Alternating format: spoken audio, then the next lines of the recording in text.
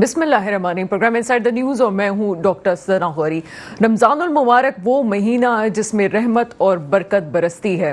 दूसरे ममालिक में देखा जाए तो जब भी कोई त्यौहार आता है पहले ही कीमतें कम कर दी जाती हैं ताकि त्यौहार की मुनासबत से लोग अपनी खरीदारी कर सकें।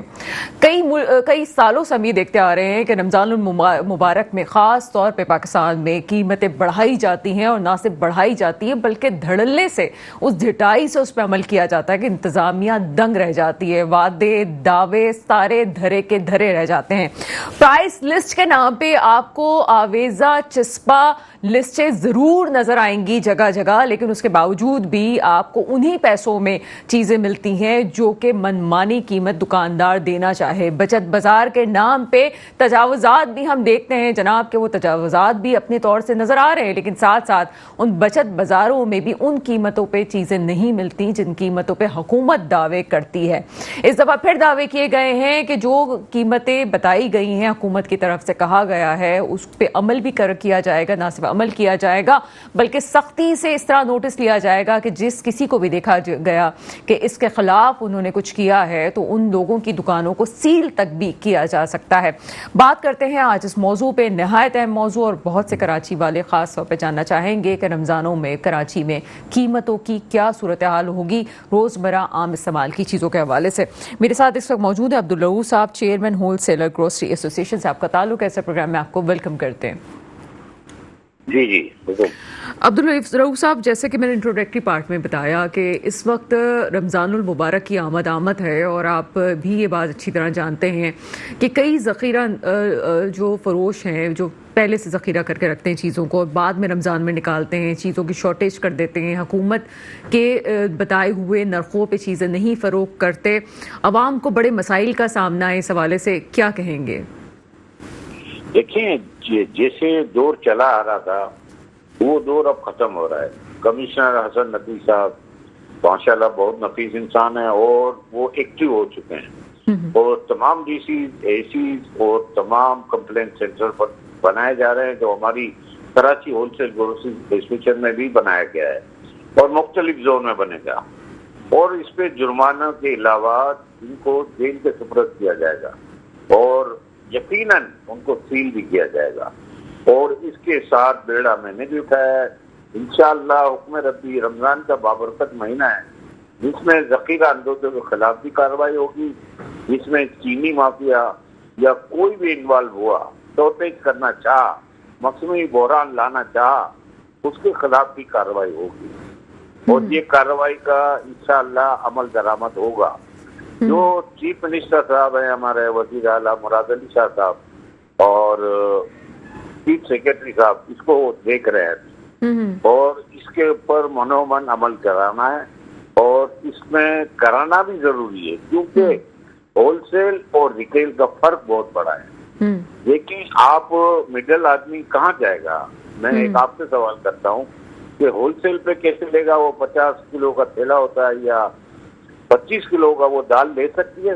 ले सकता है कोई घराना? ये पूछ रहा हूँ आपसे। नहीं ले सकता। अच्छा अब्दुल रऊफ साहब, मैं ये एक सारिफ की हैसियत से आपसे समझना चाहूंगी। आपने कहा कि होल सेलर और आप तमाम चीज़ें देख रहे हैं और बिल्कुल आपने सही पॉइंट आउट किया कि एक इंसान इतना सारा सामान तो नहीं ले सकता, लेकिन आप क्या समझते हैं कि जो होल सेलर्स हैं वो सही नरखों पे चीज़ें दे रहे हैं? आगे चल के मसाइल होते हैं? नहीं, देखिए होलसेल पे वॉल्यूम होता है बहुत बड़ा, ठीक है, यानी 25 टन 50 टन ये वॉल्यूम पूरे पाकिस्तान में सप्लाई होता है। दालों का जो इम्पोर्ट होता है हमारा 80% बाहर से आती है दालें और चीनी में ये सट्टा माफिया सरगर्म है और शुगर कार्टेल, उसके खिलाफ भी इकदाम उठाने जा रही है गवर्नमेंट ऑफ पाकिस्तान और इंशाल्लाह इस पे 130 रुपए में चीनी फरोख्त की जाएगी। नहीं अब्दुल रऊफ साहब, मैं वो चेन समझना चाह रही हूँ जिस तरह से आपने कहा कि वो इम्पोर्ट हो रहा है या दूसरे शहरों से चीज़ें आती हैं और फिर एक जगह जाती हैं, एक जगह होने के बाद मुख्तलिफ डीलर्स उसको खरीद भी रहे होते हैं, लेकिन ये सिलसिला शुरू कैसे होता है? अगर हम कहें कि इस प्रोसेस से गुजरते हुए कीमतें कहीं से कहीं पहुँच जाती है, एक चीज़ सस्ती खरीदी गई है उसको फिर महंगा बेचा जा रहा है, मिडल मैन भी इन्वॉल्व है, फिर वो दुकानदार के पास आ रहा है, ये पूरा चेन किस तरह से चल रही होती है? देखें, जब आप दालें इंपोर्ट करेंगे तो रॉ मटेरियल आता है इसका, ठीक है, जैसे साबुत होती है मूंग, साबुत माश और साबुत चना जो काला चना होता है, ये सब प्रोसेस होता है मिलों पे, ठीक है। और मिल्क दाल बन जाती है इसकी। फिर इसको होलसेल पे जाना है, होलसेल पे जाके फिर ये रिटेल पे पहुंचता है। जब रिटेल पे आपको एक दो आइटम मैं बता देता हूँ कि मार्च की दाल 350 रुपए होलसेल में है, और आप लेने जाएंगे स्टोर पे 1 किलो या आधा किलो तो 530 रुपए मिलेगी। ये अलमिया है पाकिस्तान का, यानी आप गरीबों को, मिडिल लोगों को तक करने का जरिया बनाया था, जिससे इम्प्लीमेंट इस साल नजर आएगा। और चने की दाल जो आपने देखा होगा कि 380 रुपए पहुंच चुकी थी, आज इंटरनेशनल बाजारें कम हुई, इसकी वजह से वो 240 रुपए में चने की दाल फरोख्त होने लग गई है। और ये आप देखें, अलमिया देखें कि रिटेल पे जाएंगी तो आप 400 रुपए की दाल है। आप ऐसे चावल ले लेंगी कि हमें बिरयानी का चावल लेना है, 300 रुपए किलो है, लेकिन रिटेल पे जाएं 450 रुपए। ये रिटेलर को काबू करेंगे जब ये इम्पैक्ट आपको नजर आएगा कि महंगाई तो कम हुई है, लेकिन यहाँ महंगाई कम नहीं होती, रिटेल पे महंगाई कोई कम नहीं हो रही है। अब्दुल रऊफ साहब, मैं आपसे एक क्वेश्चन पूछना चाहूंगी। आप भी, आपकी फैमिली में जाहिर से पता आपकी ख्वातीन जाती होंगी ग्रोसरी करके, आपको ये बताती होंगी कि जनाब इतना इतना महंगाई आया है। जैसे जीरा है, रोजाना के इस्तेमाल की चीज़ है, छोटी इलायची है, रोज के इस्तेमाल, काली मिर्च है, इनके दाम हम देखते हैं कि गुज़िश्ता 8 माह में आसमानों को छूने लगे। ये बहुत बेसिक नेसेसिटी है जो कि हर किचन का हिस्सा है। ये क्यों इतनी जल्दी जल्दी से रेट बढ़ रहे हैं? क्या गवर्नमेंट की इसमें नजर नहीं होती कि एक छोटी सी चीज आप लेने जाएं तो वो छोटी सी थैली भी 400 रुपए की आ रही है, जो बहुत सस्ती पहले मिल जाया करती थी? देखिए, मैं आपको बताऊं, गरम मसाले की या मिर्च मसाले की बात करेगी तो वो भी आप देख लेंगे इंटरनेशनली बाहर से ही आता है, और अभी हमारी स्मगलिंग नहीं हो रही है। स्मगलिंग के बॉर्डर बंद हैं, नहीं तो वो सस्ते हो जाते। अगर आए तो सस्ता मिलेगा, लेकिन बॉर्डर से चंद चीजें आती हैं, और चंद में आप इंटरनेशनली बाजार ही इतनी ऊपर हैं कि कोई अफोर्ड नहीं कर पा रहा। और मिर्च जो हमारी अपनी क्रॉप होती है तो ऐसा मसला नहीं है हमारे लिए, तो ये रिटेल पे जाके सारा मामला बिगड़ता है। अच्छा, इसके लिए मैं कमिश्नर साहब, वजीर आला से, चीफ सेक्रेटरी से अपील करता हूँ, और वो मनोमन अमल करवा रहे हैं अभी, और ये स्टीक उठाने की तैयारी पे है। इंशाअल्लाह आप देखेंगी कि इस साल आपको रिजल्ट नजर आएगा इंशाअल्लाह ताला। आपने इतनी उम्मीद से बात की है तो हम उम्मीद कर सकते हैं कि एक आम आदमी जो उसको भी रिलीफ मिलेगा। एक और चीज़ आपसे पूछना चाहूँगी, आपने कहा कि मुख्तलिफ शिकायतों के जोन बनाए जा रहे हैं, मुख्तलिफ जोन्स में शिकायत सेंटर खोले जा रहे हैं। एक आम फर्द अगर आप कंप्लेन करना चाहे तो किस तरह से रब्ता कर सकता है? क्या गवर्नमेंट की तरफ से कोई वेबसाइट बनाई गई है? क्या आपके इल्म में है ऐसा? या वो सेंटर्स जो हैं, किस तरह से लोग, आम आदमी वहाँ पे अप्रोच कर सकता है? देखें, आपने सही सवाल किया। लेकिन कमिश्नर साहब ने अपना बनाया हुआ है सेल, डीसी साहब ने सबने बनाया हुआ है, असिस्टेंट कमिश्नर उनको भी सेल बनाया जा रहा है, उनके लिए भी सेल बनाया जा रहा है। और कराची होलसेल ग्रोसरी रजिस्ट्रेशन, इसमें जो एशिया की सबसे बड़ी मार्केट है, वहाँ भी हमने ऑफिस पे ये सेल बनाया है। इस पे लाइनें होंगी मुख्तलिफ, और वो कंप्लेन लिखवा सकते हैं। अगर वो अपने राज में रखना चाहते हैं नाम तो उनका राज में रखा जाएगा, और देना चाहते हैं नाम तो भी मसला नहीं है। स्टोर का नाम दिखाएं और ये बताएं, और उसी टाइम मैं खुद भी इम्प्लीमेंट कराने निकलूंगा, और उसी टाइम अमल दरामद होगा इंशाअल्लाह, हुक्म रब्बी, अल्लाह ने चाहा तो। अच्छा सर, रमजान को हमने मद्देनजर रखना चाहिए। हमें रमजान के लिए जब हम सब सवाब के लिए मस्जिदें फुल हो जाती हैं, आम दिनों में नहीं होती। अब आप सवाब की नीयत से सब काम करने जा रहे हैं, तो ये भी तो देखे ना कि महंगाई पे कंट्रोल भी अगर फेस्टिवल दुनिया भर में चलते हैं और डिस्काउंट दिया जाता है तो हम क्यों नहीं कर सकते? अच्छा सर, क्या इस मामले में नजर गई है कि ये जो आप होलसेलर मार्केट की जिक्र कर रहे हैं, कराची में बहुत बड़ी होलसेल मार्केट मौजूद है इस वक्त, वहाँ हम देखते हैं कि लोग अपना सामान ले जाने में उनको प्रॉब्लम होती है, वहाँ पे तजावुज़ात भी बढ़ती चली जा रही हैं। इस हवाले से भी कोई नज़र है कि अगर आप देखें कि यहाँ पे तजावुज़ात के हवाले से भी सिलसिला है कि दुकानों की में जगह बाहर सामान रखा हुआ है, वहाँ अंदर सामान ले जाने में प्रॉब्लम होती है, इस किस्म के इशूज़ भी आपकी नज़र से गुजरे? जी अभी कल मेरी कमिश्नर साहब से, कमिश्नर डीसी वगैरह सब आए हुए थे हमारे यहाँ ऑफिस में, हमने विजिट कराया उनको, इंकरेजमेंट भी बताई और जो मसाइल है वो भी बताया हमने कि ये मार्केट इस तरह ये आना जाना भी मुश्किल हो रहा है, तो आप एग्जिट और इंटरेस्ट को क्लियर करें ताकि आना जाना बहाल हो। और ये इकदाम उठाने जा रहे हैं कमिश्नर साहब, और मैं दूसरी मीटिंग अटेंड करने जा रहा हूँ डीआईजी साहब से भी, और इंशाल्लाह इस पे मनोमन अमल कराया जाएगा। इसकी वजह ये है कि देखें इस दफा हमें लग रहा है कि कुछ तब्दीली नजर मुझे आएगी, वरना तो कहीं इनका इम्प्लीमेंट नजर नहीं आता था। अभी तो उस्मान हिंगोरा साहब हैं जो हमारे मुशीर हैं, मुशीर खास, वो भी निकले हुए हैं बाजारों में। अच्छा। और वो भी छापे मार रहे हैं, यानी मुख्तलिफ टीमें अब चल रही हैं। अब कोई भी आदमी कोई वायलेशन करता नजर आएगा, चाहे मैं जाऊंगा तो मैं भी उसी टाइम फोन करके उसी टाइम सील करवाऊंगा इंशाल्लाह। इंशाल्लाह अवाम ने मिलजुल के काम करना है और अवाम को अवेयरनेस लानी पड़ेगी, इसलिए कि उनके खिलाफ अगर गलत रेट पे वो ले रहा है तो बोले कि ये रेट है, और लिस्ट हर स्टोर पे आवेजा होनी चाहिए। बहुत शुक्रिया। अब्दुल रऊफ साहब, चेयरमैन होलसेलर ग्रोसरी एसोसिएशन, हमारे साथ मौजूद थे। बहुत पॉजिटिव बात कर रहे थे और बहुत पॉजिटिव उनका रवैया था कि इस दफ़ा वो पूरी उम्मीद है। उनका ये कहना है कि सिंध गवर्नमेंट और बहुत सारे ऐसे लोग जो कि यहाँ पे वाबस्ता हैं तमाम चीज़ों से, जिम्मेदारान हैं, इस दफ़ा बहुत संजीदा हैं कि इस मामले को इस साल कम से कम रोका जा सके। अमूमन कहा जाता है, कराची की अवाम ये कहती है कि जब वो दूसरे शहरों या अपने सूबे से बाहर जाते हैं तो उनको ग्रोसरी के रेट कम नज़र आते हैं। अब आप ग्रोसरी का नाम ले लें, ग्रोसरी में आपका जो है गोश्त, सब्जी, तमाम चीज़ें आ जाती हैं और फिर उसमें जनाब ये वाली चीज़ें भी आ जाती हैं जो आपके किचन में इस्तेमाल होती हैं।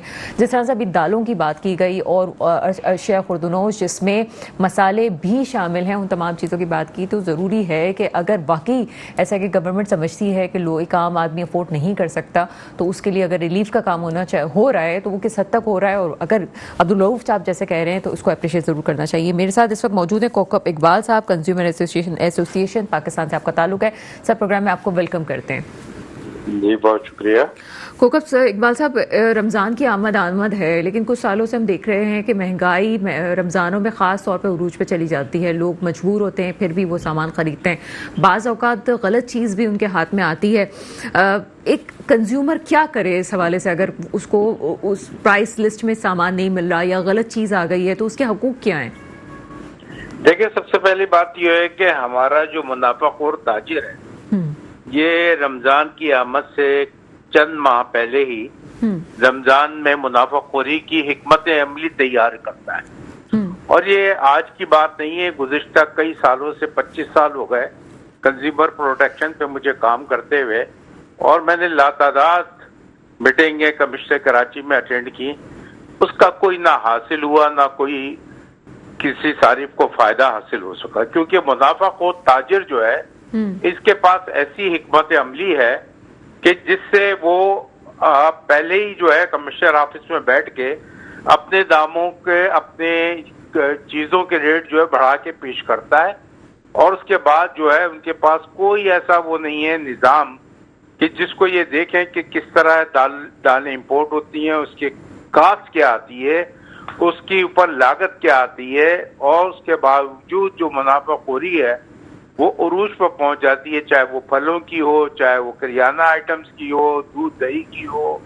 और इसको रोकने वाले जो हमारी, माफ कीजिएगा, कमिश्नर और कमिश्नर साहब का अमला, और इसके साथ बैरो ऑफ सप्लाई, खुसूसी तौर पे मैं बैरो ऑफ सप्लाई का जिक्र करता चलूं कि बैरो ऑफ सप्लाई और कमिश्नर कराची का जितना भी अमला है वो रमजान शरीफ में आप दिखावे की जो है वो कार्रवाइयां करते हैं।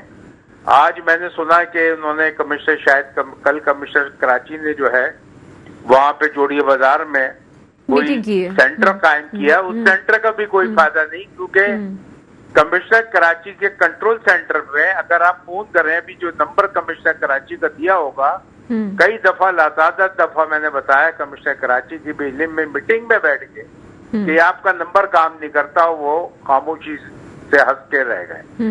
तो ये आप ये समझें कि ये बेवकूफ बनाया जाता है हमारे सारिफीन को, और ये मुनाफाखोर जो है करोड़ों नहीं लाखों नहीं करोड़ों रुपए कमाते हैं। इत्तेफाक की बात है कि जब आप कॉल्स पे आए उससे पहले हमारे साथ मौजूद थे अब्दुल रऊफ साहब, चेयरमैन होलसेलर ग्रोसरी एसोसिएशन। उनसे मेरा यही सवाल था कि अगर शिकायती सेल बना दिए गए हैं तो उस पे अप्रोच कैसे की जा सकती है, किस तरह से काम सारिफ जा सकता है? नंबर लगेगा तो अप्रोच होगा ना। मैं आपको बता रहा हूँ, जो कमिश्नर कराची का नंबर आज प्राइस लिस्टों पे दिया हुआ है, आपके पास अगर प्राइस लिस्ट है तो अभी आप नंबर चेक कर ले मेरे कॉल पे रहते हुए, और आपको मालूम होगा कि कोई भी अटेंड नहीं करेगा क्योंकि नंबर ही गलत है। उसको करेक्ट करने की भी आज तक कोशिश नहीं की गई। जितने भी नंबर दिए जाते हैं, डीसी का नंबर दिया जाए, डीसी साहब क्या उठाएंगे? क्या असिस्टेंट कमिश्नर कोई फोन उठाएगा? क्या डीसी ऑफिस में कोई प्राइस कंट्रोल कमेटी कायम की गई है? कंज्यूमर प्रोटेक्शन काउंसिल वहां पर कायम की गई है पंजाब के अंदर और पंजाब में, और यहाँ पे जब भी कायम की गई, इस पर कंज्यूमर एसोसिएशन जिसने बनवाई अंत तक मेहनत की, पूरे पाकिस्तान में कंज्यूमर प्रोटेक्शन एक्ट नाफिज करवाए, कंज्यूमर कोर्ट्स बनवाई, Punjab food authority, Sindh food authority, इसकी कोशिशों में कंज्यूमर एसोसिएशन का हाथ है। तो इसको जो है दूर रखा जाता है, क्योंकि हम तो जो चीज है उसको इंतजामिया के सामने रखते हैं कि जनाब ये चीज गलत हो रही है। प्राइस लिस्टों का कोई फायदा नहीं, क्योंकि 2 रुपए की प्राइस लिस्ट जो है वो 25 रुपए की बेची जाती है, 50 रुपए की बेची जाती है, और उसको कहते हैं कि ये लगाना जरूरी है। भाई लगाना जरूरी है तो उसके ऊपर दिलाना भी तो जरूरी है। आप हमारे सारिफ को पूरे कराची में आप चले जाएं, आपको प्राइस लिस्ट के मुताबिक एक भी दुकानदार कहते हैं जहां से मिलता वहां से ले। अच्छा, मैं आपसे समझना चाहूंगी कोको साहब के जो बड़े बड़े डिपार्टमेंट स्टोर हैं जो कि कराची की पहचान बन चुके हैं, वहां पे आप जाएं तो इंसान, बच्चे भी ले लेते हैं सामान, पूरी पूरी ट्रॉली भरी हुई होती है, उसमें प्राइस लिस्ट अमूमन या तो चेक नहीं की जाती है, जनाब ठीक है हो गया है, उसके बाद जो डिपार्टमेंट स्टोर है वो भी अपना टैक्स ले रहा है, यानी कि एक तरफ तो उसने मुनाफा लिया, उसके बाद एक बड़ी रकम जो है वो टैक्स की सूरत में भी काट ली जाती है। क्या ये कोई कंज्यूमर इस हवाले सवाल कर सकता है, या बाज़ औक़ात रेस्टोरेंट में जाते हैं तो वो एक टैक्स की मद में अच्छा खासा पैसा काट लेते हैं, तो क्या ऐसी कोई पॉलिसीज हैं कि चेक किया जा सके जनाब ये टैक्स जो कटा है हमारा वो किस खाते में कटा है, वाकई ये गवर्नमेंट के पास गया है या दुकानदार ने खुद से ले लिया है? देखिए, हमने एक MOU साइन किया था, आफ्ताब इमाम साहब जो चीफ कमिश्नर कराची थे और उनके साथ हमने एक MOU साइन किया था। उसके बाद POS आपने देखा कि वो उसके ऊपर, क्योंकि हम ये कहते थे कि ये जो हमारा हमसे टैक्स वसूल किया जाता है इसको 90 डेज में क्यों दिया जाए। ये कंपनियां जो है अरबों रुपए टैक्स जमा कर देती हैं और उसी से अपना कारोबार कर रही होती हैं, उसी टैक्स से।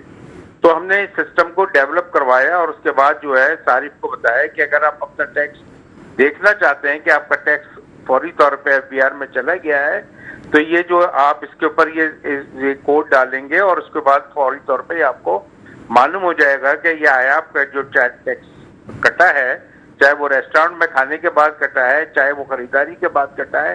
हर डिपार्टमेंटल स्टोर में, हर स्टोर में, हर बड़े जितने भी आउटलेट्स हैं उस पे जो है ये POS सिस्टम जो है नाफिज कर दिया गया है कि टैक्स कटता है और उसके बाद टैक्स जो है वो खुद कंज्यूमर भी चेक कर सकता है। मगर बात यह है कि ना ही इसके बाद जो है अवेयरनेस दी गई और ना ही जो है सारिफ को ये मालूम है कि इसका टैक्स एक्चुअली अभी भी इसके पास कट रहा है कि नहीं, कितनी टैक्स की आपके पता है, मालूम है कि जो टैक्स कटता है सारिफ से टैक्स वसूल किया जाता है। अब ये वो तो एक तरफ एक अलग बात है। आप ये देखिए कि रेस्टोरेंट में जाने की जो कीमत देखी हुई है इस पर कंज्यूमर प्रोटेक्शन एक्ट, अगर जो पानी की बोतल है वो 20 रुपए की बोतल 100 रुपए की बेची जा रही है, उसको कौन पूछने वाला है? क्या भाई आपको मैं सर यही पूछना चाह रही हूँ कि एक, चाहे वो आप बड़े रेस्टोरेंट में खाना खा लें या डिपार्टमेंट स्टोर से आप सामान खरीद लेते हैं, वहाँ पे प्राइस लिस्ट का पता नहीं होता कितने की मिल रही है, उसके बाद एक मजीद टैक्स लिया जाता है।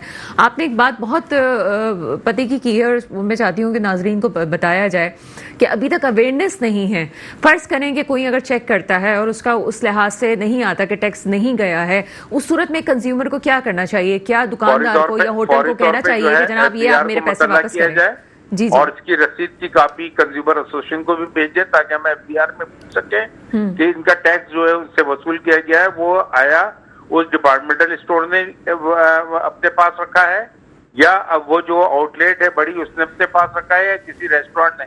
बहुत से अभी तक आप देखिए कि सिस्टम डेवलप ही नहीं हो सका। बहुत से रेस्टोरेंट्स की बात मेरे पास शिकायतें आती हैं कि जनाब वो टैक्स काट लेते हैं और आगे वो टैक्स देते हैं। नहीं भाई, सारिफ से तो टैक्स वसूल कर रहे हैं आप सारिफ से टैक्स वसूल करने के बाद वो गवर्नमेंट के खाते में जमा कब होता है?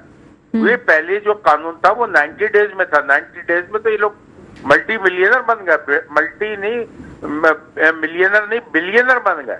आप उसी पैसे को ही घुमाते थे, उसी पैसे को मार्केट में लेके आते थे। मैं समझता हूँ कि टैक्स के ऊपर हमें बहुत काम करने की जरूरत है और इस सिलसिले में जब आफ्ताब इमाम साहब कमिश्नर इनकम टैक्स थे, बल्कि चीफ कमिश्नर इनकम टैक्स थे सॉरी, तो उस जमाने में कंज्यूमर एसोसिएशन के साथ हमने एक MOU साइन किया था उनके साथ और ये सिस्टम को डेवलप किया था।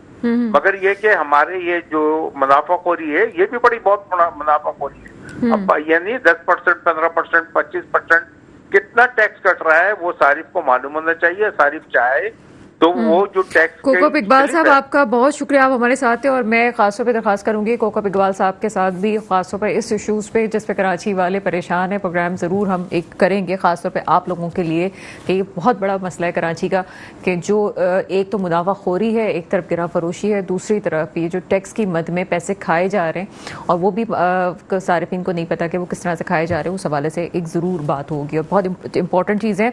अगर आप सुनना चाहते हैं एक और दफ़ा सुनिएगा हमारे यूट्यूब चैनल पे, मेट्रो वन न्यूज़ के यूट्यूब चैनल पे जाकर इस प्रोग्राम को देखिएगा ताकि आपको पता चले कि आपके हकूक़ क्या और आपको किस तरह से उन हकूक़ को गज़ब किया जा रहा है।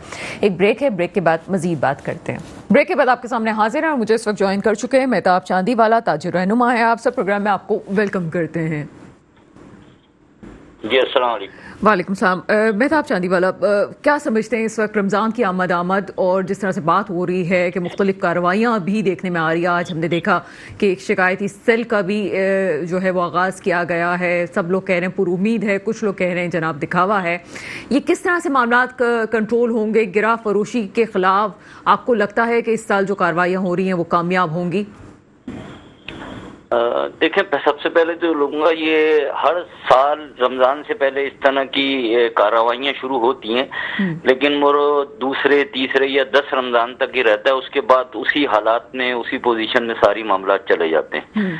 तो अब जो सामने सिनेरियो आ रहा है वो लग तो यही रहा है कि आपके कुछ जो है जो हमारी मशीनरी हमारे DC साहब या दूसरे लोग जो प्राइस कंट्रोल वाले हैं इसको शायद कंट्रोल कर लें। अगर उन्होंने पूरे रमजान इसको कंट्रोल कर लिया तो ये पूरे साल तक चलेगा। अच्छा, रमजान के अंदर सिर्फ प्राइस कंट्रोल करना नहीं होता, क्योंकि अवाम ने 12 महीने ही जाहिर है कुछ न कुछ अनाज और दूसरी चीजें अपनी जरूरियात जिंदगी लेनी होती है।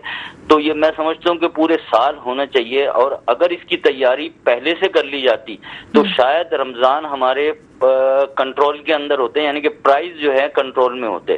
क्योंकि एक हमारा एक वतीरा कहते हैं या हमारा एक जहन बन चुका है कि रमजान से पहले सारी तैयारी जो है कमाई की करनी है। लेकिन तो खास तौर पे मैं आपसे पूछना चाहूंगी मेहताब साहब के एक कहा जाता है कि जो एंड यूजर है उसके पास जो महंगी चीज पहुंचती है वो खास तौर पे जो छोटा ताजिर है उसकी वजह से पहुंच रही है। क्या आप इस बात को सेकंड करेंगे या आप इसको जस्टिफाई करेंगे? ऐसा नहीं है। बिल्कुल, देखें एंड यूजर जो है उसके पास तो लामोहल्ला महंगी ही पहुंचनी है। असल में ये अगर छोटी दुकानदार या पथारे या दूसरे जो छोटे छोटे कारोबारी लोग हैं उनका इसके अंदर कोई मेरे ख्याल में ज्यादा किरदार इसमें नहीं होता। असल होता है जो होलसेलर होते हैं और जो बल्क के अंदर इसके अंदर काम करते हैं उनके, वो अगर वहां से प्राइस कंट्रोल कर लिए जाए तो आगे ऑटोमेटिक ही है, जाहिर है जब सस्ता मिलेगा सस्ता बेचेंगे, जब महंगा मिलेगा तो महंगा बेचेंगे। मेरे ख्याल में जो इसका जो है जहाँ होलसेल मार्केट है, होलसेल के अंदर अगर इसकी जो है जो कोई अगर गिरा फरोशी कर रहा है या ओवर रेट के अंदर बेच रहा है तो उधर अगर एक्शन हो तो मेरे ख्याल में बेहतरीन नतीजे आएंगे इसके। अच्छा, मुझे ये बताइएगा कि आप डिप्टी कमिश्नर के साहब की बात कर रहे हैं, अमला काम करता है, चाहे वक्त हालात के साथ नाम बदल जाते हैं, लेकिन ओहदे की हम बात करें तो क्या आप समझते हैं कि उनकी कार्रवाइयाँ काफ़ी हैं या आप समझते हैं कि तमाम लोगों को काम करना पड़ेगा? जिस तरह से ताजिर रहनुमा हैं आप, यकीनन आपकी भी नज़र होगी कि कौन क्या कर रहा है, किस तरह से काम कर रहा है। क्या ये एक जोन वाइज हो सकता है, हर शख्स अपने तौर से काम कर सकता है अगर आपकी एसोसिएशन में कोई लोग हैं, या आप समझते हैं कि डिप्टी कमिश्नर का काम कर रहे हैं तो उनका अमला वो काफ़ी है इन तमाम चीज़ों के लिए? देखिए, इसके अंदर हमारी माशरती जिम्मेदारी है तमाम लोगों के ऊपर। देखें, अगर हम सिर्फ ये काम डिप्टी कमिश्नर पे छोड़ देंगे तो जाहिर बात है एक लिमिटेशंस होती हैं, उस हिसाब से ही वो चलेंगे। अगर हम पुलिस पे छोड़ देंगे उनकी भी एक लिमिटेशन है। तो ये हम माशरी तौर पर अगर मतलब माशरती तौर पर अगर सबको साथ लेके चलें, यानी कि मैं अगर समझता हूँ कि मैं अपने लोगों का जो है ख्याल करने वाला हूँ या एहतराम में रमजान करने वाला हूँ, तो मुझे इस चीज को रियलाइज करना पड़ेगा कि रमजान में लोगों को किस तरह बेनिफिट दिया जा सके, ठीक है ना। और मशीनरी का काम ये है कि उसको कंट्रोल करना। देखें, हम अगर ये ताजिर या ताजिर तंजीमें अगर खुद इस चीज को देखने शुरू कर देंगी तो लॉ एंड ऑर्डर के मसले खड़े होते हैं। अच्छा, अल्हम्दुलिल्लाह हम कराची में खास तौर पे देखते हैं कि लोग ज़कात, खैरात और जनाब पर रोज़े खुलवाने तमाम चीज़ें में नज़र आती हैं, इबादत में हम मसरूफ़ होते हैं। लेकिन आप किस हद तक समझते हैं कि इस बात की भी अवेयरनेस ज़रूरी है कि जनाब ये चीज़ किस हद तक गलत है, शायद हमें उसका अंदाज़ा नहीं है। क्या आप समझते हैं कि इसकी भी आगाही देनी चाहिए कम्युनिटी बेसिस पे, मस्जिदों के बेसिस पे कि जनाब गिरा फरोशी ना की जाए, ये गलत है? देखें, जो भी देखें हर प्लेटफॉर्म से इसके ऊपर काम होना चाहिए। जरूरी नहीं है कि इंडिविजुअल मैं इसके अंदर करूं, आप हैं या कोई और भी है। जो भी जिस तरह हमारा मौजू जब रमजान आते हैं तो रमजान का मौजू होता है, तो इस तरह अगर एक दूसरे को अवेयरनेस देंगे लामुहाला उसके असरात तो देखें आते हैं इसके अंदर। और दूसरा, जो जिसके जहनी तौर पर उसने एक माइंड अपना बनाता है, माइंड सेट कर लेते हैं कि जी मैंने ये स्टोर करना है और रमजान के अंदर जो है इसको इस तरह जो है बेचना है और इसके अंदर अच्छा नफा लेना है, तो वो बहरहाल एक हमारे दीन भी इस चीज को मना करता है कि जरूरियाती जिंदगी की जो चीजें हैं उसको एक तो शॉर्टेज उसकी नहीं पैदा हो और उसके अंदर जो है लोगों को रियायत दी जाए। इसके अंदर जाहिर है बहसियत में मुसलमान अगर देखें तो हमें तो ये नहीं करना चाहिए, मैं यही बोलूंगा। और जो लोग करते हैं कम से कम मैं उनके लिए मेरी आवाज ये है कि कम से कम वो रमजान के अंदर ये इस बात का तय कर लें कि रमजान में हमने कुछ नहीं करना, यानी कि रमजान के बाद जो भी है अपने उनका अपना अपना अल्लाह और उनका मामला है, लेकिन कम से कम रमजान के एहतराम में हमें ये नहीं करना चाहिए। और जितनी हमारी जो मशीनरी काम करने वाली है, हमारे जो लोग हैं जो जाहिर है एक सिस्टमेटिक चल रहा है सारा, अगर वो भी इस चीज का तहैया कर लें कि हमने रमजान के अंदर जो है किसी किस्म की ग्राम फरोशों को या जो ब्लैक मेलिंग कर रहे हैं या ब्लैक से माल बेच रहे हैं उनको किसी किस्म की रियायत नहीं करें, तो मेरे ख्याल में एक माशरा बेहतर बनना शुरू हो जाएगा। क्योंकि इंसान का रमजान जो होते हैं ना वो इंसान को डेवलप करते हैं मेरे अंदाजे के मुताबिक। अच्छा सर, ये थोड़ा सा हटके बात है, लेकिन मेरा ख्याल है कि कराची वाले खास तौर पर इस पर परेशान हैं। अद्वियात की कीमत की अगर मैं बात करूं तो बड़ी तेजी से बढ़ती चली जा रही है, कम होने का नाम भी नहीं हो रहा, बल्कि शॉर्टेज भी हो रही है। इस हवाले से आप क्या कहते हैं? देखिए, अद्वियात तो हर 1.5 से 2 महीने में मैं देख रहा हूँ, मैं खुद भी जाहिर है कुछ टैबलेट्स लेता हूँ, तो 1.5 से 2 महीने बाद उसके नए रेट आ जाते हैं। अब जाहिर है ये तो ड्रेप्स का काम है कि उसको किस तरह कंट्रोल करें। अब जाहिर है आम आदमी कुछ मल्टीनेशनल कंपनी है, लोकल कंपनी है, गवर्नमेंट ने इसके ऊपर भी कुछ मेरे अंदाजे के मुताबिक कुछ उन्होंने फार्मूले अब डॉक्टर्स को लिखवाना शुरू कर दिए, फार्मूले से बेचें। लेकिन फिर भी जाहिर है एक सिस्टम बना हुआ है और एक बड़ा अजीब सा सिस्टम है कि कोई कंट्रोल नहीं है। और सबसे ज्यादा मैं समझता हूँ कि जो लोगों का जो मेरे ख्याल में बजट है उसका तकरीबन मेरे ख्याल में 15 से 20% जो है मेडिसिन के ऊपर चला जाता है। और इसके ऊपर तो मेरे ख्याल में बहुत खास तवज्जो देनी चाहिए इस चीज के ऊपर। और मेडिसिन मार्केट है उसके अंदर ड्रग्स इंस्पेक्टर जो है उनको रेगुलर क्या कहते हैं उसकी जो है वो सर्वे उसका होना चाहिए। और जो जो जैसे फार्मेसीज हैं उसके ऊपर सर्वे होना चाहिए। कोई चीज अगर शॉर्ट है तो उसके रेट का कंट्रोल होना चाहिए। तो बहुत बहुत शुक्रिया आप हमारे साथ थे मेहताब साहब। हर चीज़ पे आंखें खुलती हैं और मजीद आंखें खुलना बाकी हैं। एक शॉर्ट ब्रेक लेते हैं, ब्रेक के फौरन बाद आपके सामने हाजिर होते हैं। ब्रेक के बाद आपके सामने हाजिर हैं और मुझे इस वक्त ज्वाइन कर चुके हैं डॉक्टर इमरान नज़ीर साहब, असिस्टेंट कमिश्नर कराची हैं, आप नाज़िमाबाद हैं। अब सर प्रोग्राम में आपको वेलकम करते हैं। जी, thank you so much. Doctor Imran Nazir साहब, सबसे इम्पॉर्टेंट चीज़ इस वक्त नज़र आ रही है कि मुख्तलिफ हमने स्टेक होल्डर से बात की, वो अपने अपने तौर से कहते हैं कि चीज़ें ठीक होनी चाहिए।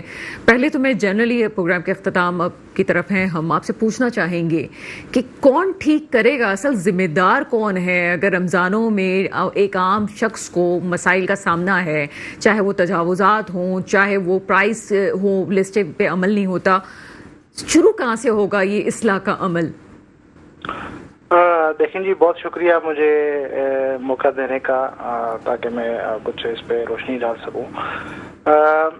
बेसिकली रिस्पांसिबिलिटी तो ऑफ कोर्स गवर्नमेंट की, एडमिनिस्ट्रेशन की है। जो चीज़ें आपने बताई जैसे तजावुज़ात हो गई या प्राइस कंट्रोल हो गया, लेकिन उसके साथ साथ लोगों की भी रिस्पांसिबिलिटी है कि एक तो उस तरफ ना जाएं। जाहिर है जो मुनाफाखोरी करते हैं वो भी हमसे हैं, हम में से हैं। और दूसरी चीज मैं आपको बताऊं कि यहाँ पे चीजें जो हैं वो इतनी रिपोर्ट भी नहीं होती। जैसे फॉर एग्जांपल मैं एज असिस्टेंट कमिश्नर, आप यकीन करें मेरे ऑफिस में सच कोई जैसे मैंने जब से ज्वाइन किया है, I have been serving as assistant commissioner for more than 5 years, मेरे पास हार्डली कोई प्राइस के हवाले से कंप्लेंट्स आती है ऑफिस में। अब इसलिए एक बहुत ही कॉम्प्रिहेंसिव मैकेनिज्म बना लिया गया है कमिश्नर साहब की तरफ से। अब लोगों को आने की भी जहमत नहीं करनी पड़ती, वो जस्ट ऑनलाइन एक कंप्लेंट सेल बना दिया गया है। कमिश्नर साहब आप ऑनलाइन उस पर कंप्लेंट डाल सकते हैं। आपके थ्रू मैं लोगों को ये एक हम्बल रिक्वेस्ट करना चाहूँगा, अभी रमज़ान भी आने को है, कि आप जब भी जाएं एसेंशियल कमोडिटीज़ की खरीदारी पे तो वो ज़रूर रेट लिस्ट चेक करें।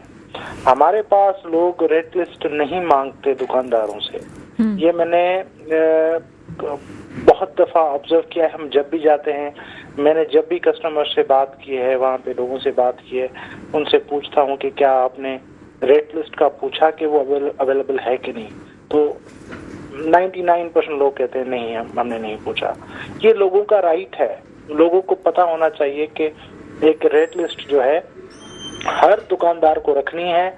आप कस्टमर जब भी जाता है तो वो रेट लिस्ट का पूछे और जो उसमें रेट दिया गया है उसी पे खरीदारी करे। अगर आप पूछेंगे नहीं तो जाहिर है वो फिर जो मुनाफाखोर होते हैं उनको शेयर मिलती है, वो इसका फायदा उठाते हैं। अब तो ये है देखें, मैंने आपको बताया कंप्लेंट सेल का। अब तो ये है कि आप उस दुकानदार की एक फोटो लें, उसका दुकान की भी फोटो लें, उसकी अपनी भी फोटो लें, आप वो अपलोड कर दें विद कंप्लेंट कि भाई इसके पास रेट लिस्ट नहीं दी, फिर हमारा काम है आगे।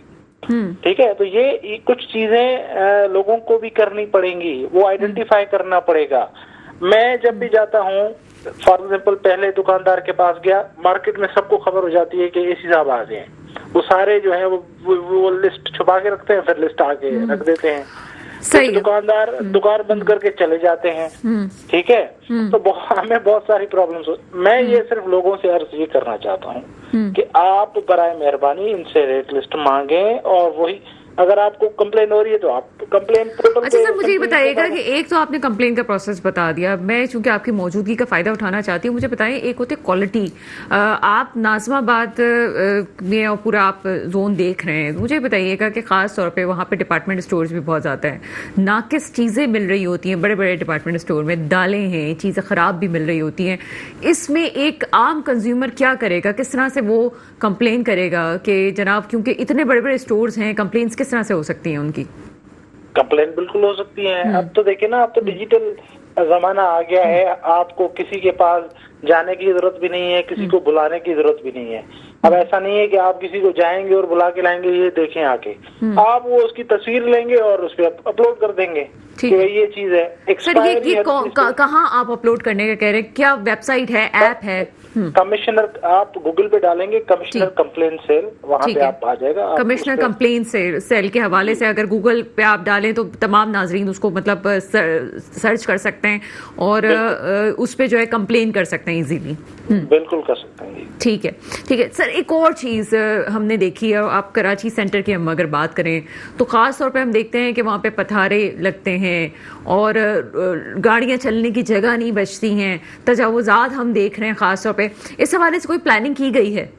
देखें, मैं आपको बताऊं, बहुत ज्यादा फोकस किया गया है। कमिश्नर साहब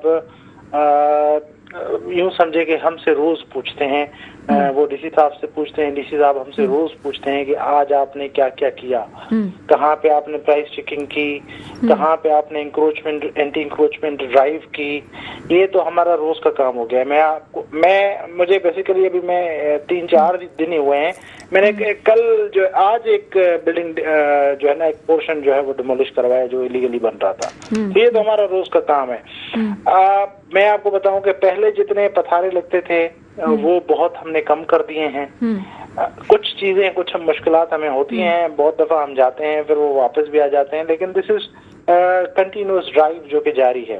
और सर मैं अप्रिशिएट करती हूँ आपसे, लेकिन एक हकीकत आपकी भी नजरों से गुजरी होगी। जैसे हम सिर्फ एक 5 स्टार चौरंगी और तमाम ये फूड स्ट्रीट की बात कर रहे हैं जो नॉर्थ की है, या हम हेल्दी सेंटर्स की बात कर लें जो पूरी मार्केट बनी हुई है, या आपकी भी नजरों से गुजरा होगा कि जैसे फूड स्ट्रीट से ठेले पतारे हटाए जाते हैं उसके बाद फौरन से वो वापस भी आ जाते हैं, 2-4 दिन की बात होती है, वो वापस आ जाते हैं, फिर हटाए जाते हैं, फिर आ जाते हैं, मीडिया भी मौजूद होता है, देख रहे होते हैं। लेकिन ये वापस आने की वजूहात क्या होती हैं? क्या कोई स्ट्रेटजी है कि वापस ये चीजें ना आए? देखें, मैंने एक बंदे को हटाया, कल कोई दूसरा आ गया, ठीक है, ये तो रोड पे है, वो ठेला है, वो कोई भी लेके आके खड़ा हो सकता है। अच्छा, जस्ट लाइक जैसे बेगर लोग हैं, आप कोई अच्छा, ये एक तो लो सोशल स्ट्रेटा के लोग होते हैं, आप इनको ज्यादा सख्ती भी नहीं कर सकते। जाहिर है लोगों की कुछ हालात भी ऐसे होते हैं, लेकिन आप इन पे उस तरह से, अब हम इन पे तो अब ठेले वालों पे FIR कराना और ये कराना भी वो नहीं होता। हम इसलिए मुसलसल वो चीजें करते रहते हैं ताकि वो, क्योंकि इन पे बहुत ही हम स्ट्रिक्ट नहीं हो सकते, तो ये इसलिए चीजें हमें कंटिन्यूसली करनी पड़ती हैं। अब अगर हम जेल में डालना शुरू कर दें तो फिर कहाँ पे बात जाएगी, इतने लोग हैं। लेकिन सर एक होता है अखलाक, एक होता है कानून। ये तो कानून है, अगर कानून पे जब तक अमल दरामद नहीं होगा चीजें बेहतरी की तरफ कैसे आएंगी? अगर हम कहेंगे जनाब बेबी स्टेप हम लेते हैं, आगे चलेंगे। मैं ये मानती हूँ कि दिल में खौफ भी आता है, होता भी है कि जी गरीब आदमी है, किस तरह से उसका ठेला हटाया जाए, किस तरह से किया जाएगा, लेकिन कहीं तो कानून हटाते तो हम हैं, लेकिन वो बेसिकली जो रिपीटेशन हो रही है ना, वो इसीलिए हो रही है क्योंकि देखिए, एक तो होता है प्यूनिटिव एक्शन, आप उस डिपेंड करता है कि आप उस पर कितनी सख्ती करते हैं। अगर हम बहुत ज्यादा सख्ती करेंगे तो ये फिर एक ठेले वाले पे हम जो है ना उस तरह से वो चार्ज भी नहीं लगा सकते। कुछ चीजें होती हैं जो हमारे इख्तियार में होती हैं, कुछ चीजें नहीं होती हैं। अच्छा सर, ये तो हमने उन लोगों की बात कर ली जो रमजानों में खास तौर पे ठेले लगाते हैं, या हमने देखा है कि इफ्तारी के वक्त काफी ट्रैफिक जैम हो जाता है उनकी वजह से। एक होता है बड़ी बड़ी शॉप्स वाले जो हैं, वो रमजानों के वक्त तलन का सामान है बाहर लगाते हैं पूरा, बल्कि टेंट लगा देते हैं कि जनाब आए लोग खरीदारी वहां से करते हैं। क्या इस हवाले से भी नजर है कि उनको भी पहले ही रोका जाए? क्योंकि बड़े बड़े ऐसे नाम हैं, खासतौर पे मैं अगर आपके जोन की बात करूं कि वहां पे ये सब कुछ हो रहा है, तो क्या आपकी इस तरफ भी नजर है? नहीं, हम बिल्कुल कोई भी पब्लिक प्लेस पे इस तरह से कोई आके कोई बड़ा सा टेंट लगा के कुछ भी नहीं कर सकता। उसको पहले बाज़ अपनी शॉप्स के आगे भी वो ये काम कर रहे होते हैं, बड़े बड़े दुकानदार। ये बिल्कुल गलत है। हमने काफी दफा एक्शंस लिए भी हैं। मैं तो जब भी जाता हूँ दुकानदारों को, काफी सारे मैंने ऐसे दुकानदार देखे हैं जिनकी अंदर दुकान खाली पड़ी होती है और उस दुकान से ज्यादा जो है वो ऑक्यूपाई कर रहे होते हैं स्पेस, पब्लिक प्लेस जो है, फुटपाथ एंड सराउंडिंग एरिया जो है। तो मैं उनको हमेशा यही कहता हूँ कि भाई आप अपनी दुकान की हद तक रहे। हमने बहुत ज्यादा फाइन्स भी किए हैं उस पे और उस पे एक्शन भी लिए हैं, क्योंकि ये तो देखिए मैंने शुरू में यही बात की कि ये तो हमें अब लोगों को खुद को भी सोचना पड़ेगा। हमें ये दिस इज कलेक्टिव रिस्पॉन्सिबिलिटी। अच्छा, मैं सर एक और आपसे बात पूछना चाहूंगी खास तौर पे, ये हम छोटे दुकानदारों की या ठेले वालों की हमने बात की, सामान की बात की। एक और चीज हमने देखी है, जो बड़े डिपार्टमेंट स्टोर वाले होते हैं वो अमूमन पीछे की गली घेर लेते हैं, वहां पे गाड़ियां आ जा भी नहीं सकती हैं, उनका सामान होता है, उनके ट्रक्स आ रहे होते हैं। क्या इस तरफ भी आपकी नजर गई है कि जो ऐसे बड़े बड़े डिपार्टमेंट स्टोर है, बड़े बड़े नाम हैं, जो बैक गलियों को घेर लेते हैं और उनके सामान, उसमें कोई उनके पास कानूनी जवाज भी नहीं है कि वो ऐसा क्यों कर रहे हैं? क्या इस पे भी कभी नजर गई है आपकी? देखें जी, कोई बड़ा डिपार्टमेंटल स्टोर है तो वो जाहिर है लोडिंग और ऑफलोडिंग उनका एक मैकेनिज्म होना चाहिए, जाहिर सी बात है। हमें तो सच कोई कंप्लेंट रिसीव नहीं हुई अभी तक, जब से मैं आया हूँ, कि कोई बड़ा सा कोई। सर वैसे आपको नाज़िमाबाद के डिपार्टमेंट स्टोर्स की पीछे वाली गलियों का भी जरूर विजिट करना चाहिए। चले, मैं जरूर विजिट करूंगा, लेकिन सच कोई अभी तक मुझे ऐसी कोई कंप्लेंट रिसीव नहीं हुई जिसमें वो ये कहते हो कि वो पीछे वाली गली कोई ब्लॉक हो गई है इनकी वजह से। सर हमारा काम है लोगों तक अवेयरनेस पहुंचाना, और जिस तरह से आपकी तरफ से अवेयरनेस दी गई है कि बहुत आसानी से कंप्लेंट्स की जा सकती हैं। सर एक बात है जो हमारी तरफ ये चीज़ आती है, मैं इसलिए चाहती हूँ कि आज आप उसको क्लियर कर दें। ये कहा जाता है कि जो बड़े खातेदार हैं, बड़े दुकानदार हैं, चाहे वो अशय खुर्दफनोश की चीज़ें बेच रहे हों या उन्होंने आगे सामान जगह ली हुई हो, वो 1-2 दिन की कहानी होती है, डेट होता है, उसके बाद वो वापस बात की जा सकती है। मैं ठेलों वालों की बात नहीं कर रही, मैं उन बड़े लोगों की बात कर रही हूँ जो दिन के लाखों रुपए कमाते हैं। क्या ऐसा है कि उनके खिलाफ बाद में कार्रवाई नहीं होती है? नहीं, बिल्कुल कार्रवाइयाँ होती हैं। आपने, अगर आपको याद हो तो बहुत दफा तो ये जितने बड़े बड़े डिपार्टमेंटल स्टोर हैं सारे सील हुए हैं। कराची की डिस्ट्रिक्ट एडमिनिस्ट्रेशन ने वो सारे डिपार्टमेंटल स्टोर नए, मेनी ऑफ देम, वो कई दफा सील हुआ होगा। सो ये तो कोई बात ही नहीं है। आप तो फाइन तो लाखों रुपए का फाइन एक दुकान पे होता है, जो मैक्सिमम हमारी लिमिट है, वो मैक्सिमम लिमिट पे भी हमने फाइन किया है। ऐसी कोई बात नहीं है। चलिए सर, बहुत शुक्रिया, आपका मौक़िफ़ आया, तमाम चीज़ें अपनी तरफ, लेकिन जब हम यहाँ प्रोग्राम कर रहे होते हैं लगता है कि हर चीज़ ठीक है, और जब दूसरा शख्स आता है तो वो बताता है कि जनाब ये चीज़ें गलत चल रही हैं, और एंड यूज़र यानी कि मैं और आप जो ये तमाम चीज़ें देख रहे हैं या एक आम पर जो भुगत रहा है, उसी को पता है कि वो रमज़ान की तैयारी किस तरह से कर रहा है और उस पर क्या क्या जिम्मेदारी है। एक आम राशन की चीज़ें जो कोई मार्केट में आप लेने जाए तो एक आम शख्स जिसकी तनख्वाह 30 से 35-40 हज़ार है, वो राशन अफोर्ड नहीं कर पा रहा है। अगर वाकई प्राइस लिस्ट पे काम हो रहा है तो ये सोचना चाहिए गवर्नमेंट को कि एक एक्शन की बात की जा रही है, कि एक्शन लिया जा रहा है। तो हम ये दुआ करते हैं कि वो एक्शन वाकई सही तरीके से लिया जाए, और जिस तरह से कहा जा रहा है कि अब तो बाकायदा कंप्लेंट्स के लिए वेबसाइट्स मौजूद हैं, तो अगर कोई ऐसी वेबसाइट है और तमाम चीज़ें हैं, ऐप्स मौजूद हैं, तो आपको भी चाहिए, हमें और आपको चाहिए कि कंप्लेंट्स करें, ताकि उन लोगों का मकरू चेहरा सामने आए जो रमज़ानुल मुबारक में अपना मकरू चेहरा छुपाने के खातिर जनाब ये चीज़ें इक़दाम कर रहे हैं और लोगों के सामने बड़े अच्छे बन रहे हैं। मेरे मुल्क पे हुक्मरान आए जो वाकई मेरे मुल्क के मुस्तक़बिल की हिफाजत करें। इसके साथ ही प्रोग्राम का वक्त ख़त्म होता है, मुझे इजाज़त दीजिएगा। खुदा हाफ़िज़।